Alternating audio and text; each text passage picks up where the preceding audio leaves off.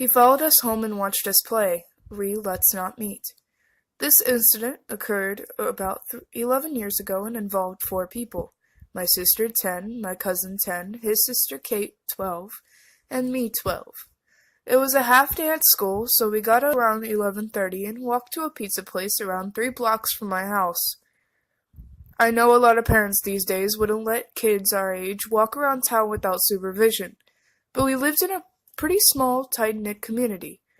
Anyways, when we left the pizza place, I noticed an older guy, maybe in his 50s or 60s, standing outside the door. I really only noticed him because he looked unkempt, e.g., stained, oversized white shirt and baggy sweats. And we didn't have many homeless people around town back then.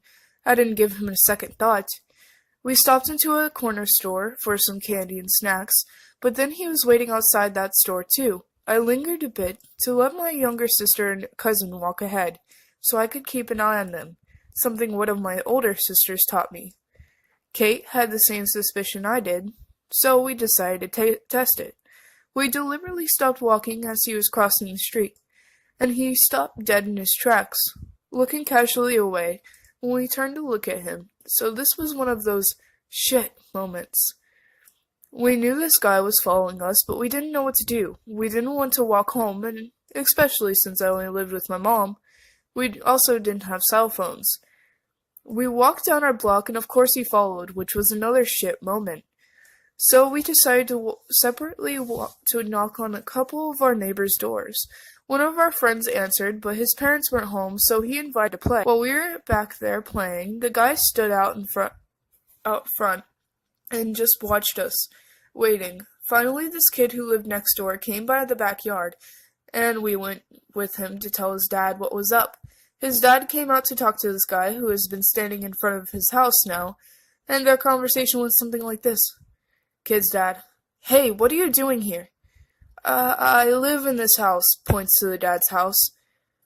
"No, you don't. I own this house." "Why don't you get out of here? I don't want to see you around here again, or I'll call the cops." The guy went on his way, and we finally went home to tell my mom what happened. I saw him a few weeks later at a local boardwalk concessions place.